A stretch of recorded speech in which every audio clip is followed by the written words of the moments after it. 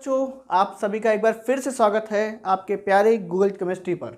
जैसा कि बच्चों हम लोग पढ़ रहे थे साइंस, और आज आपकी क्लास साइंस में फिजिक्स हम स्टार्ट करने वाले फिजिक्स। तो सबसे पहले मैं आपको अपना थोड़ा सा इंट्रो दे देता हूं। मेरा नाम आनंद सिंह है और मैं आपको क्लास 10 की फिजिक्स पढ़ाऊंगा। और बच्चों, जैसा सभी लोग जानते होंगे कि क्लास 10 की फिजिक्स में सबसे पहला हमारा चैप्टर कौन सा बच्चों? लाइट। तो बच्चों लाइट पर हम डिस्कशन करेंगे। सबसे पहले अगर हम ये समझ गए कि लाइट क्या होती है, आप सभी लोग बहुत अच्छे से समझ चुके होंगे चैप्टर की लाइट है, आप लोगों ने पढ़ा भी होगा। लेकिन अगर हम एक एक कॉन्सेप्ट को स्टेप बाय स्टेप समझें तो हमें चैप्टर को रटना नहीं पड़ेगा। ये प्रॉब्लम्स बच्चों के सामने आती है कि कई बार हमें लाइन्स को याद करना पड़ता है, डिफिनेशंस को रटना पड़ता है, लेकिन अगर हम चीज़ों को समझते हुए चलें तो हमें कोई भी चीज़ रटनी नहीं पड़ेगी। तो आज हम स्टार्ट करते हैं लाइट। और देखो, अगर साइंस को आप अपनी डेली लाइफ में फील करने लगोगे, अपनी डेली लाइफ से कनेक्ट करने लगोगे, तो आपको कहीं पर भी कोई प्रॉब्लम नहीं आएगी। साइंस आपके लिए बहुत ही फैमिलियर हो जाएगी। जैसा कि लाइट, अब अगर आपसे कहा जाए लाइट, क्या आपके लिए लाइट नहीं है? नहीं, लाइट तो सभी देखते हो भाई, सभी लोग अपनी डेली लाइफ में लाइट को एक्सपीरियंस करते हो। अब इसी लाइट को एक्सपीरियंस के साथ अगर हम अपने कॉन्सेप्ट के साथ रिलेट करने लगे तो लाइट चैप्टर आपके लिए बहुत ही ज़्यादा आसान चैप्टर है। तो लेट्स बिगिन। ठीक है, तो आप देखिए सबसे पहले लाइट। सबसे पहले आप जब चैप्टर खोलते हैं तो आपको एक डिफिनेशन मिलती है हर जगह। आप ये देखेंगे, light is the form of energy which enables us to see the object. ये डिफिनेशन तो आपको हर जगह मिलती है। अब इसके पीछे का कॉन्सेप्ट क्या है? देखिए, कॉन्सेप्ट समझना है तो एक बार हम डेली लाइफ के प्रैक्टिकल से हम इसको समझते हैं। अब हम स्टार्ट करते हैं। आप अपने रूम में जब जाते हैं तो क्या करते हैं? लाइट को ऑन या ऑफ करते हैं। जब भी आप लाइट को ऑन करते हैं तो क्या होता है? जब भी आप लाइट को ऑन करते हैं तो आपको सारे ऑब्जेक्ट, जितने भी रूम के अंदर या हॉल के अंदर जितने भी ऑब्जेक्ट होते हैं वो क्लियरली दिखने लगते हैं, विजिबल हो जाते हैं।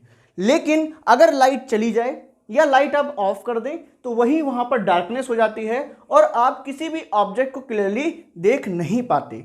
तो ऐसा क्या होता है कि लाइट ऑन करने पर आपको ऑब्जेक्ट दिखने लगे और लाइट ऑफ करने पर आपको ऑब्जेक्ट नहीं दिख रहे? अगर आप इस कॉन्सेप्ट को समझ लेंगे तो लाइट चैप्टर आपके लिए बहुत ज़्यादा इजी हो जाएगा। देखो बच्चों, अब सबसे पहले हम एक बात करते हैं कि जैसे ही आपने लाइट को ऑन किया, सपोज दैट आपने अपने रूम के बल्ब को ऑन किया, तो जैसे ही आप अपने रूम के बल्ब को ऑन करेंगे तो क्या होगा? बल्ब कैसा ऑब्जेक्ट है? सबसे पहले ये समझते हैं कि बल्ब आपका कैसा ऑब्जेक्ट है? ल्यूमिनियस ऑब्जेक्ट है। अब बच्चों आप कहोगे कि सर ये ल्यूमिनियस ऑब्जेक्ट क्या होता है? देखो बच्चों, जो ऑब्जेक्ट लाइट रेस को डेवलप करते हैं या प्रोड्यूस करते हैं वो कैसे ऑब्जेक्ट होते हैं? ल्यूमिनियस ऑब्जेक्ट होते हैं। जो ऑब्जेक्ट लाइट रेस को प्रोड्यूस करते हैं वो कैसे ऑब्जेक्ट होते हैं बच्चों? ल्यूमिनियस ऑब्जेक्ट होते हैं। अब आपसे अगर मैं एग्जांपल पूछूं, आप बताओ हमें कि ल्यूमिनियस ऑब्जेक्ट कौन कौन से होते हैं, तो आपके दिमाग में आएगा कि सर बल्ब तो होता है, क्योंकि बल्ब क्या करता है? लाइट को प्रोड्यूस करता है। और क्या होता है? अगर हम नेचुरल सोर्स की बात करें तो आप कहोगे सर नेचुरल सोर्स में सन होता है। सन होता है या नहीं होता? हाँ बिल्कुल होता है, क्योंकि सन से ही दिन में जब लाइट होती है तब हम सारे ऑब्जेक्ट को क्लियरली देख पाते हैं। अगर आपसे पूछा जाए मून, तो क्या मून ल्यूमिनियस ऑब्जेक्ट है? तो बच्चों मून आपका ल्यूमिनियस ऑब्जेक्ट नहीं है। क्यों? क्योंकि मून अपनी एनर्जी को, अपने रेडिएशंस को खुद प्रोड्यूस नहीं करता, वो सन की लाइट के रिफ्लेक्शन के कारण हमें ग्लो होता हुआ दिखता है। ठीक है बच्चों, तो ल्यूमिनियस और नॉन ल्यूमिनियस आप समझ चुके होंगे। जो ऑब्जेक्ट अपनी लाइट को प्रोड्यूस करते हैं वो ऑब्जेक्ट कौन होते हैं? ल्यूमिनियस होते हैं। और जो ऑब्जेक्ट लाइट को प्रोड्यूस नहीं कर सकते वो कैसे होते हैं? नॉन ल्यूमिनियस होते हैं। ठीक है, अब हम स्टार्ट करते हैं। देखिए, आप ये तो समझ चुके हैं कि light is a form of energy. अब समझ हम लाइट क्या है? लाइट एक एनर्जी है। अब सबसे पहले हम सन को लेते हैं, क्योंकि सन सबसे बड़ा सोर्स है, सोर्स ऑफ लाइट है। ठीक है, नेचुरल सोर्स है। तो सबसे पहले हम सन से जो लाइट आती है, अगर हम उसको समझें तो हमें हर एक कॉन्सेप्ट को समझने में बड़ी आसानी होगी। ठीक है, तो सन, अब देखो सन से जो लाइट अर्थ पे आती है, तो बच्चों आपको पता होगा कि अर्थ का जो एटमॉस्फेयर है, अर्थ जो है, अर्थ आप अगर आप ये मान लें ये आपकी प्यारी सी अर्थ है। Suppose that this is your earth. Okay, ये अर्थ है और यहाँ कहीं पे आपका सन है। ठीक है, ये आपके सन है। ठीक है, ये आपका सन है और यहाँ से जो लाइट रेस अर्थ के ऊपर आती हैं, ट्रेवल करती है, तो अगर आप इस कॉन्सेप्ट को समझ लेंगे कि ये कैसे ट्रेवल करती है, यहाँ पर क्या होता है, तो बस आपके लाइट बहुत आसान हो जाएगा। आप समझते हैं। देखो, जो अर्थ है, अर्थ के ऊपर क्या होता है बच्चों? एक एटमॉस्फेयर होता है। सभी लोगों ने सुना होगा अर्थ के सराउंडिंग क्या है बच्चों? इस एटमॉस्फेयर है। तो यहाँ पर देखो एटमॉस्फेयर, लेकिन ये जो एटमॉस्फेयर है इसमें क्या है? एयर है, बहुत सारी गैसेस हैं, नाइट्रोजन है, हाइड्रोजन है, यहाँ पे एयर है। ठीक है। लेकिन ये जो आपका एटमॉस्फेयर दिखता है ये बहुत ही कम हाइट तक होता है, ठीक है। इसके बाद क्या होता है, आपको यहाँ पर क्या मिलेगा, बीच में वैक्यूम मिलेगा। वैक्यूम मिलेगा मतलब खाली स्पेस मिलेगा बच्चों। यहाँ पर कुछ भी एयर के पार्टिकल्स या आपके गैसियस पार्टिकल्स प्रेजेंट नहीं होते, ये बिल्कुल एक एम्प्टी स्पेस होता है। अब आपको ये समझना है कि अच्छा अगर एम्प्टी स्पेस है तो हमें ये क्यों बताया जा रहा है कि एम्प्टी स्पेस है और यहाँ पर आपका एयर है। समझो, अब लाइट जो ट्रेवल करती है आप तक, तो लाइट को आने के लिए अगर कोई मीडियम की जरूरत, सपोज दैट आपको कहीं जाना है, अगर मान लो आप एक प्लेस से दूसरे प्लेस जाते हैं तो कोई वाहन से जाते होंगे, कोई व्हीकल से जाते होंगे, जाते हैं कि नहीं जाते, बिल्कुल जाते हैं। तो ऐसे ही लाइट को ट्रेवल करने के लिए क्या किसी मीडियम की जरूरत पड़ती है। तो अगर यहाँ पर वैक्यूम है और लाइट आप तक पहुँच रही है तो इसका मतलब लाइट को ट्रेवल करने के लिए किसी भी मीडियम की जरूरत नहीं पड़ रही।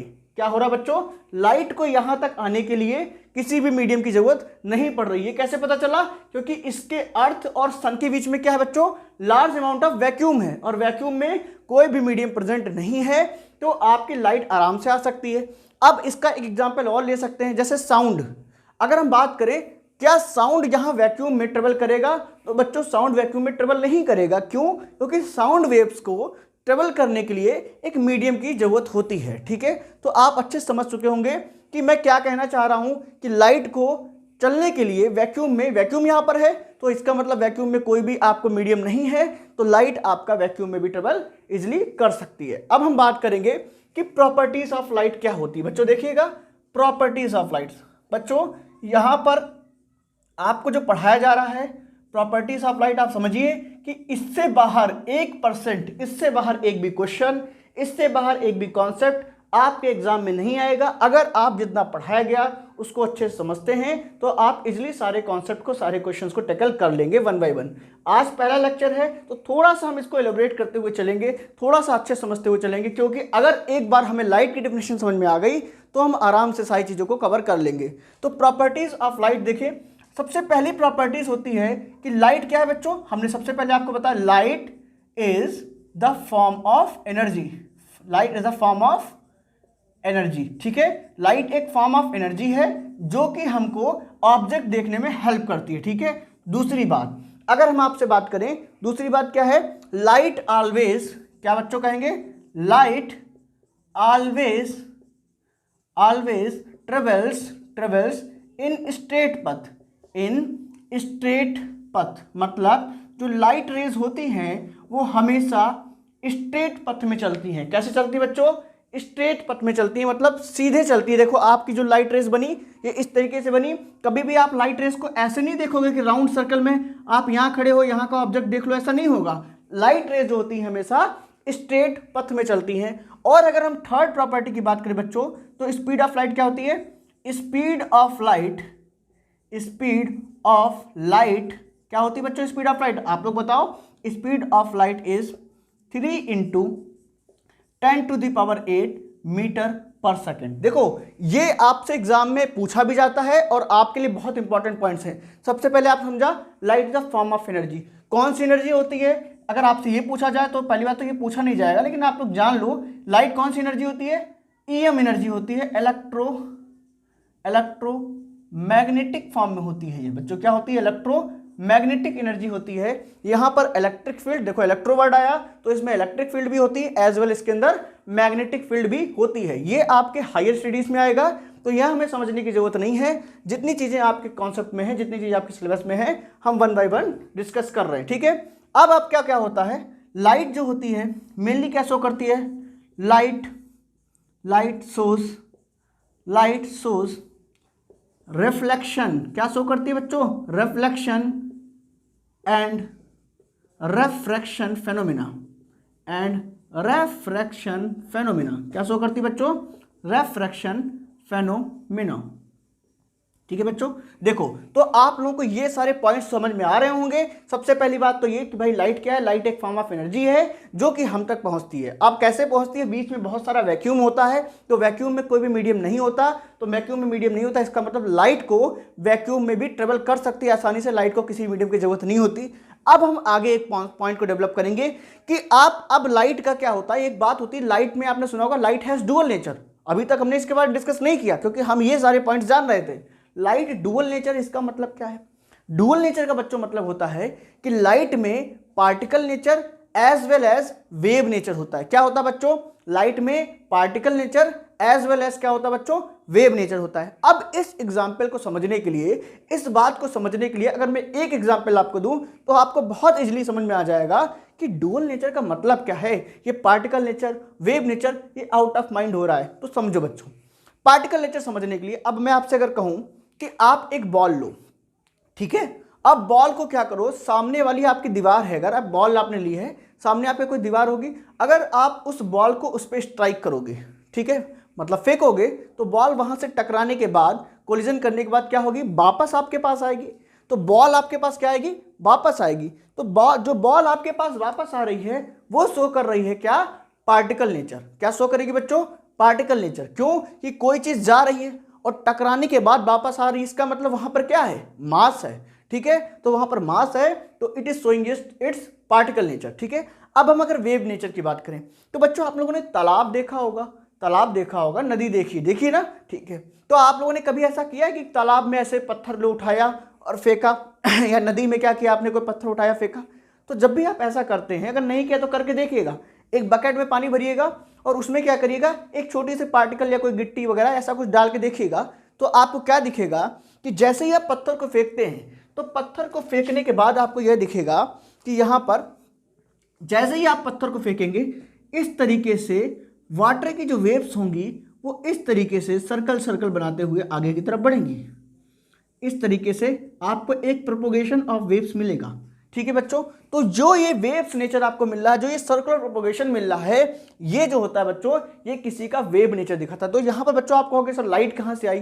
देखो ये एग्जाम्पल इसलिए दिया कि आप वेव्स का प्रोपोगेशन समझ पाए कि वेव्स आखिर ट्रेवल कैसे करती हैं, ठीक है। तो इस तरीके से आपको वेव्स मिलेंगी। और अब वेव्स का ओरिजिनल फेनोमेना क्या होता है बच्चों? तो वेव्स जब ट्रेवल करती हैं तो वेव्स कुछ इस फॉर्म में होती हैं, इस तरीके से अप डाउन, इस तरीके से जो होता है आपकी वेव्स ट्रेवल करती हैं, ठीक है। तो एक प्रॉपर्टी हमें ऐड करनी होगी, क्या बच्चों? लाइट हैज, क्या होता है बच्चों बताओ आप लोग? Light has dual nature. क्या होता है? Dual nature. और ये डुअल नेचर कैसा होता है? कैसा होता है बच्चों? एक तो आपका पार्टिकल नेचर होता है, क्या होता है? पार्टिकल नेचर होता है, ठीक है। और दूसरा आपका क्या होता है बच्चों? वेव नेचर होता है। दूसरा क्या होता है बच्चों? Wave nature. Particle nature and wave nature. देखो बच्चों, पार्टिकल नेचर का एग्जांपल बेस्ट है, जो कि आपसे हमने कहा कि बॉल फेंकेंगे, बॉल वापस आएगी।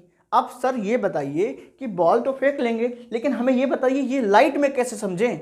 लाइट में कैसे समझें? देखो बच्चों, आपने अभी देखा कि लाइट आपकी रिफ्लेक्शन शो करती है ना, तो रिफ्लेक्शन। अब रिफ्लेक्शन में आप सभी जानते हो कि जैसे ही लाइट कहीं पे टकराती है, टकराने के बाद लाइट हम तक वापस आती है, तो ये फेनोमेना क्या है? रिफ्लेक्शन है। तो यहां से हम इजिली इसको कोरिलेट कर सकते हैं कि लाइट हैज पार्टिकल नेचर, ठीक है बच्चों। तो और इसको किसने दिया था? देखिए भाई, डुअल नेचर को दिया किसने था? ये आपके आइंस्टीन साहब ने दिया था। जब वो फोटो इलेक्ट्रिक इफेक्ट आपका प्रैक्टिकल कर रहे थे तो वहां पर लाइट में आपके डुअल नेचर होते हैं, particle nature as well as wave nature. वहां से ये हमें पता चला था कि लाइट के पास डुअल नेचर होता है। लेकिन आपके सिलेबस में इतना ही है तो हम यहाँ तक ही बात करेंगे।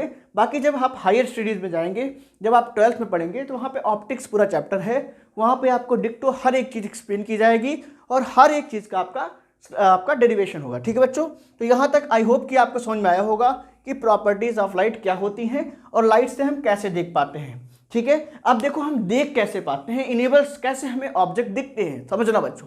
तो अब ऑब्जेक्ट कोई देखना है, सपोज दैट आप रूम में गए और आप अपनी बुक ढूंढ रहे थे, सपोज दैट आप रूम में गए और आप अपनी बुक ढूंढ रहे थे, लाइट ऑफ थी, तो आपको बुक जल्दी नहीं मिल रही, तो आपने क्या किया? लाइट को ऑन किया। अब जैसे ही आप लाइट को ऑन किए तो हुआ क्या? तो वहां पर जैसे ही लाइट में से लाइट रेज निकली, क्या निकली बच्चों? लाइट रेज निकली। अब जैसे ही लाइट रेज निकलेंगी तो क्या होगा? वो लाइट रेज आपकी बुक जहां पे रखी होगी, शेल्फ में रखी होगी, तो वहां पर लाइट रेज क्या करेंगी? स्ट्राइक करेंगी। अब वहां पर जब लाइट रेज उस बुक पर स्ट्राइक करेंगी, उस बुक से स्ट्राइक होने के बाद कहां जाएंगी? आपकी आईज में जाएंगी, ठीक है बच्चों। तो लाइट जब वहां पर टकराने के बाद वापस से आपकी आंखों में जाएगी, तो आपको जो ऑब्जेक्ट आप देखना चाहते हैं या आपको जितने भी ऑब्जेक्ट रूम में हैं, आपको क्लियरली विजिबल हो जाएंगे। ठीक है, बाकी phenomena of reflection and refraction कैसा होता है ये हम फर्दर अभी देखेंगे। ठीक है बच्चों, चलिए बच्चों यहाँ तक हमने समझा कि लाइट क्या होती है, लाइट के बारे में समझा कि लाइट ट्रेवल कैसे करती है, उसे मीडियम की जरूरत नहीं होती, और प्रॉपर्टीज ऑफ लाइट क्या क्या होती है। अब हमें ये देखना है कि लाइट हमारे एक्शंस क्या क्या करती है। आपकी डेली लाइफ में लाइट के अलग अलग एक्शंस क्या होते हैं, कि लाइट अगर पानी में ट्रेवल कर रही है तो उसका एक्शन क्या है, लाइट अगर मिरर में ट्रेवल कर रही है तो उसका एक्शन क्या है। जब आप अपना चेहरा देखते हैं तब लाइट का एक्शन क्या होता है। जब आप अपना चेहरा देखते हैं तो बच्चों आप सभी लोग इमेजिन कर सकते हैं क्या होता है एक्शन, तो वहां पर आता है रिफ्लेक्शन। मतलब जैसे भी आप होते हैं ओरिजिनल चेहरा आपका एज सच एज आपको प्लेन मिरर में दिखाई देता है, तो उसी एक्शन को क्या बोलेंगे, रिफ्लेक्शन। तो सबसे पहले समझते हैं लाइट की पहली प्रॉपर्टी को, लाइट क्या ट्रेवल दिखाती है, रिफ्लेक्शन। तो रिफ्लेक्शन क्या होता है बच्चों, तो आप ये कहेंगे कि रिफ्लेक्शन कब होता है ये बताओ। जब आप शीशे के सामने जाते हैं तब आपकी इमेज बनती है या पहले बन जाती है। जब आप मिरर के सामने जाते हैं तो आपकी अच्छी सी सुंदर सी इमेज मिरर में दिखती है, तो उसे क्या बोलते हैं, रिफ्लेक्शन। अब वो बनती कब है, जब आप मिरर के सामने जाते हैं। अच्छा ये बताओ बच्चों, अगर आप मिरर के सामने गए रूम में और वहां पर लाइट ऑफ है, बिल्कुल डार्कनेस है, तब भी क्या आपको आपकी मिरर में इमेज दिखेगी? तो आप कहोगे सर कैसे दिखेगी, कभी नहीं दिखती। बिल्कुल नहीं दिखेगी, बिल्कुल एग्जैक्टली, क्योंकि वहां पर कोई भी सोर्स ऑफ लाइट नहीं होता। सोर्स ऑफ लाइट जैसे ही हम लाइट को ऑन करेंगे वैसे ही लाइट क्या करेगी, हमारे चेहरे पर, हमारी बॉडी पर स्ट्राइक करेगी, और स्ट्राइक करने के बाद उसकी मिरर में एक पार्टिकुलर इमेज बनेगी। तो बच्चों रिफ्लेक्शन क्या होता है, सबसे पहले हम ये लिखेंगे रिफ्लेक्शन क्या होता है बच्चों, क्या लिखेंगे बच्चों, द फेनोमेना ऑफ बाउंसिंग। क्या लिखेंगे बच्चों, बाउंसिंग। आप लोग हर जगह देखते होंगे, bouncing back of light rays, bouncing back of light rays on striking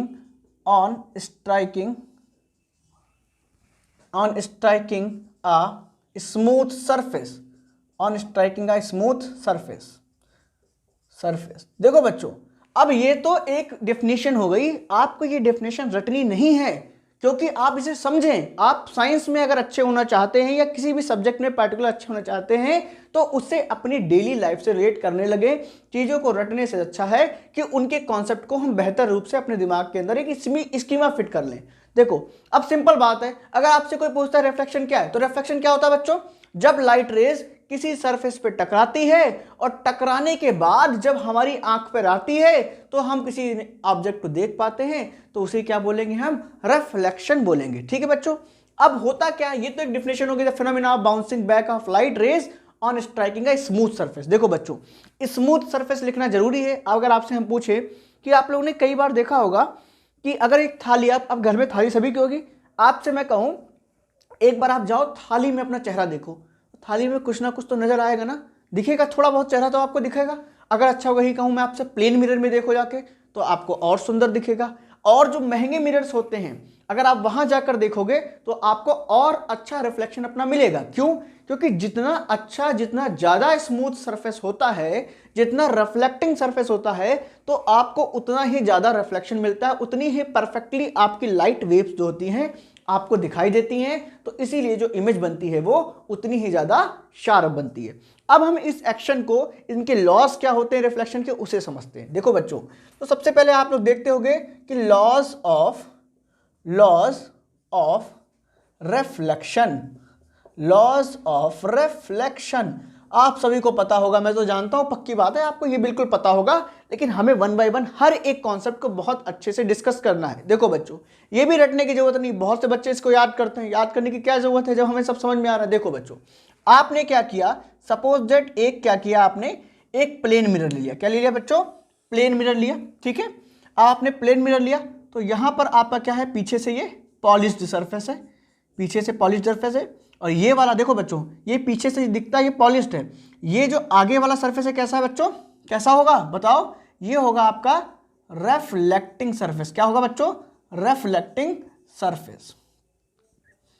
और पीछे से ये क्या होगा बच्चों? ये आपका पॉलिश्ड सरफेस होगा। अब कहोगे सर ये पॉलिश्ड सरफेस क्या होता है, रिफ्लेक्टिंग सरफेस क्या होता है। तो बच्चों अगर हमें रिफ्लेक्शन समझना है तो जैसे आपने एक पॉलिश सरफेस बनाया, जरा इसे समझते हैं। देखो आप लोग घर में सभी लोग मिरर होगा, तो मिरर जब भी आप देखते होंगे तो एक आपको क्या दिखता होगा, जिधर आप मिरर देखते हैं आगे की तरफ वहां पे आपको आपकी इमेज मिलती होगी, पीछे की तरफ या तो प्लास्टिक का फ्रेम रहता है या वुडन ब्लॉक रहता कि नहीं रहता। तो बच्चों एक साइड आपका क्या रहता है बच्चों, आपका रिफ्लेक्टिंग सरफेस। जैसे ये सामने वाला, अगर यहां सामने इंसान खड़ा है तो उसकी इमेज इधर ही बनेगी, पीछे क्या रहेगा बच्चों, वुडन ब्लॉक रहेगा या आपके प्लास्टिक का फ्रेम रहेगा, क्योंकि पीछे एक पॉलिश्ड सरफेस होता है। यहां पर क्या करते हैं बच्चों, सिल्वर की पॉलिश की जाती है, सिल्वर की पॉलिश की जाती है, सिल्वर से इसको पॉलिश कर देता है। क्यों पॉलिश करते हैं, क्योंकि इसको जितना अच्छा पॉलिश करेंगे उतना अच्छा लाइट स्ट्राइक होने पर ये रिफ्लेक्ट बैक करेगा लाइट रेज को। देखो बच्चों अब हम इसे समझते हैं कि आपका रिफ्लेक्शन के लॉ कैसे होते हैं। देखिए जैसा कि हमने पहले आपको एग्जांपल अभी दिया है कि आप रिफ्लेक्शन के लॉ समझने के लिए क्या करें, एक बॉल लें, ठीक है, गेंद, और गेंद को सामने वाली दीवार पर स्ट्राइक कराएं। आपने क्या किया, एक बॉल ली और सामने वाली दीवार पर फेंका। जैसे ही आप एक बॉल को सामने वाली दीवार पर फेंकेंगे तो क्या होगा बच्चों, आप बॉल को फेंकेंगे, बॉल वापस से आपके पास आएगी, आएगी कि नहीं आएगी, बिल्कुल सर आएगी। देखो अब क्या किया, यहां पे सपोज दैट आप खड़े थे, ठीक है, आप खड़े थे, तो आपने क्या किया, यहां से एक बॉल को फेंका कहां, इस सरफेस पे, इस तरीके से, ठीक है बच्चों, आपने एक बॉल को फेंका और आपको यह पता है कि बॉल फेंकने के बाद क्या होगा बच्चों, बॉल वापस जाएगी, बिल्कुल जाएगी, जो आया है वो जाएगा, ठीक है, तो बॉल वापस गई। अब देखिएगा बच्चों, अब आप यहां पर अपने आप को हटा के यहां पर क्या मान लो, कोई बल्ब मान लो, कोई लाइट का सोर्स मान लो, कुछ भी मान लो, तो यहां से लाइट रेज निकली। अब लाइट रेज निकलने के बाद इस मिरर पर जैसे ही टकराएंगी वहां से क्या होगा बच्चों, रिफ्लेक्ट बैक होगा। देखो जो रेज मिरर की तरफ जाती है उसे क्या बोलते हैं बच्चों, क्या बोलते हैं, इंसिडेंट रे। क्या बोलते हैं बच्चों, इंसिडेंट रे, ठीक है। और जो वापस आती है उसे क्या बोलते हैं बच्चों, रिफ्लेक्टेड रे। क्या बोलते हैं बच्चों, रिफ्लेक्टेड रे। अब देखो अब यहां पर क्या करेंगे, इस मिरर को यहां से क्या करेंगे बच्चों, 20 से एकदम शार्प डिवाइड कर देंगे इस तरीके से। कुछ सही नहीं लाइन बनी, एक बार फिर से बनाते हैं बच्चों, देखिएगा, इसको क्या करेंगे, शार्प हम डिवाइड कर देंगे ताकि हमें पता चले कि एंगल कैसे निकालना है। देखो बच्चों अब आपने ये समझा कि जो रे टकराती है वो क्या होती है, इंसिडेंट रे होती है या नहीं होती। तो यहां पर देखो, तो इंसिडेंट रे, यहां पर क्या होगा, अब ये जब रे टकराएगी तो कुछ एंगल बनाएगी कि नहीं बनाएगी, बिल्कुल बनाएगी। तो जिस एंगल पर ये लाइट रे टकराएगी वो क्या होगा, आपका इंसिडेंट एंगल होगा। क्या होगा बच्चों, इंसिडेंट। भाई इंसिडेंट जहां टकरा रही, जितना एंगल बना रही वो कैसा एंगल होगा, इंसिडेंट एंगल होगा, ठीक है। अब हम अगर देखें, अब वापस भी तो आ रही है बच्चों, तो वापस आएगी, तो वापस आने पर भी तो वो क्या कर रही है, कुछ एंगल बना रही है। बना रही कि नहीं बना रही, बिल्कुल सर बना रही है। तो एंगल बना रही है और आने पर भी एंगल बना रही है।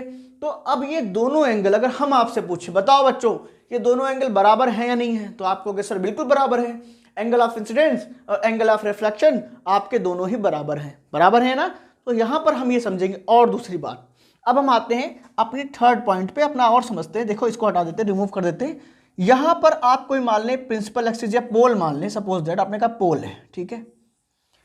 अब अगर हम आपसे पूछें कि जो आपकी इंसिडेंट रे है, आप देखो एक पॉइंट पे है या नहीं है, ठीक है, और आपकी जो रिफ्लेक्टेड रे निकल रही है वो भी एक पॉइंट से निकल रही है कि नहीं निकल रही है, बिल्कुल सर निकल रही है। अच्छा, जो ये लाइन आपने बीच में ड्रॉ करी है इस तरीके से, इसको डिवाइड करने के लिए, इसको क्या बोलते हैं बच्चों, इसको बोलते हैं नॉर्मल रे। क्या बोलते हैं बच्चों, नॉर्मल रे, ठीक है। जैसे कि नॉर्मल आपको, आप कोई लाइन खींचते हैं, आपसे कहता है उस पर परपेंडिकुलर डालो, ऐसे करके कहता है नॉर्मल लाइन डालो, तो नॉर्मल लाइन आप डालते हैं। तो ऐसे ही इस वाली पॉलिश सरफेस का नॉर्मल क्या होगा, ये आपने नॉर्मल डाल दिया, मतलब परपेंडिकुलर इस पे ड्रा कर दिया, ठीक है। अब अगर हम आपसे पूछे इंसिडेंट कहां मिल रही, पी पॉइंट पे, नॉर्मल कहां मिल रही, पी पॉइंट पे, और आपका रिफ्लेक्टेड कहां मिल रहा, इस पॉइंट पे, मतलब तीनों लाइन, चाहे नॉर्मल हो, चाहे इंसिडेंट रे हो, चाहे रिफ्लेक्टेड रे हो, all the three lines are meeting at a point P which is situated at the plane mirror, है या नहीं है। तो यहां पर से हम क्या करेंगे, एक अपना लॉ निकालेंगे, ठीक है। कि क्या निकालेंगे, देखिए लॉ क्या आएगा, देखो बच्चों क्या आएगा कि आपका क्या होगा बच्चों, incident ray and comma incident ray लगाएं और क्या लगाएं बच्चों, रिफ्लेक्टेड रे। आपसे कहेंगे अगर reflected ray and normal lie on the same plane, ऐसा है या नहीं है बताओ। चाहे आपकी इंसिडेंट रे हो, चाहे आपकी नॉर्मल रे हो, चाहे आपकी रिफ्लेक्टेड रे हो, ये आपका प्लेन था। प्लेन क्या बच्चों, ये आपका एक सरफेस था।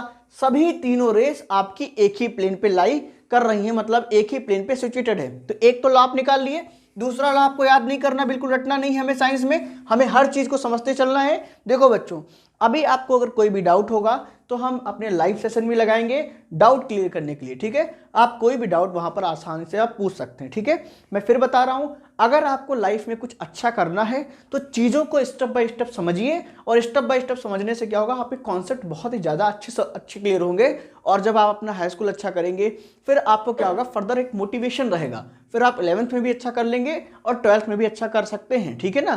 तो आपको क्या करना है, बस मेहनत करनी है और अच्छे से पढ़ाई करनी है, ठीक है बच्चों, समझो। अब हम अगर आपसे पूछें, एक तो आपकी ये होगी भाई incident ray, reflected ray, normal lie on the same plane. दूसरा अगर हम आपसे कहें आपका एंगल ऑफ इंसिडेंस और एंगल ऑफ रिफ्लेक्शन दोनों बराबर है या नहीं है, बिल्कुल सर बराबर है। तो यहां पर क्या कहेंगे बच्चों, angle of incidence and angle of reflection, बच्चों angle of reflection are equal, क्या हो जाएगा, आर इक्वल। तो यहां पे क्या निकाल सकते हैं कंक्लूजन हम, angle of incidence is equal to the angle of reflection. अब देखिए दोनों लॉ कितने अच्छे से हमें समझ में आ गए। क्या हमें यहां पर भी कुछ रटना पड़ेगा, मैं फिर बता रहा हूं, हमारी क्लास में पढ़ा हुआ बच्चा बिल्कुल रटना नहीं पड़ेगा आपको, एकदम आप कॉन्सेप्ट को क्लियर क्लियर करते चलिए, फिर आपको बहुत मजा आने वाला है। चाहे फिजिक्स हो चाहे केमिस्ट्री हो, आपको फिजिक्स में इस तरीके से पढ़ाऊंगा, आपको एक भी चीजें याद नहीं करनी पड़ेंगी, रोटन विद नहीं आएगी, यहां पर हर चीज आपको दिमाग में सेट होती चली जाएगी, आपको मजा आएगा पढ़ने पर। आप इसको पढ़ा भी सकते हैं, जब आपको चीजें से समझ में आएंगी तो आप अपने आप से अच्छे एक्सप्लेन कर सकते हैं इसको, ठीक है। तो सबसे पहले हमें लाइट पढ़ा, light is a form of energy, वो भी सब कुछ जाना कि प्रॉपर्टीज क्या क्या होती है लाइट की। फिर लाइट का एक एक्शन होता है क्या, रिफ्लेक्शन, जिसमें लाइट रे क्या करती है, किसी भी प्लेन ऑब्जेक्ट पे टकराती है और वहां से रिफ्लेक्ट होती है, और वहां पर हमें उसके दो लॉस मिलते हैं, ठीक है, प्लेन मिरर में, ठीक है, प्लेन केस में। क्योंकि यहां पर क्या होता है, प्लेन क्यों कह रहे हैं, क्योंकि जैसे ही हम क्या करेंगे, कोई कर्व सरफेस लेंगे, कोई स्फेरिकल मिरर लेंगे, तो वहां पर जो लाइट की प्रॉपर्टीज है वो चेंज हो जाएगी, मतलब हमें ये लॉस देखने को नहीं मिलेंगे। क्योंकि यहां हम बात कर रहे हैं सिर्फ किसकी बच्चों, यहां हम बात कर रहे हैं प्लेन मिरर की या कि प्लेन सरफेस की। तो आई थिंक कि आपका यहां तक बिल्कुल समझ में आ गया होगा कि रिफ्लेक्शन क्या होता है और लाइट क्या होती है। अब हम फर्दर डिस्कस करेंगे कि आपकी इमेज अलग अलग टाइप की कौन सी होती हैं, और आपके अलग अलग टाइप के मिरर्स हम कौन से यूज करते हैं, और आपका प्लेन मिरर क्या होता है, और प्लेन मिरर की प्रॉपर्टीज कैसी होती हैं, और प्लेन मिरर से फॉर्म होने वाली इमेज की प्रॉपर्टी क्या क्या होती है, ठीक है बच्चों।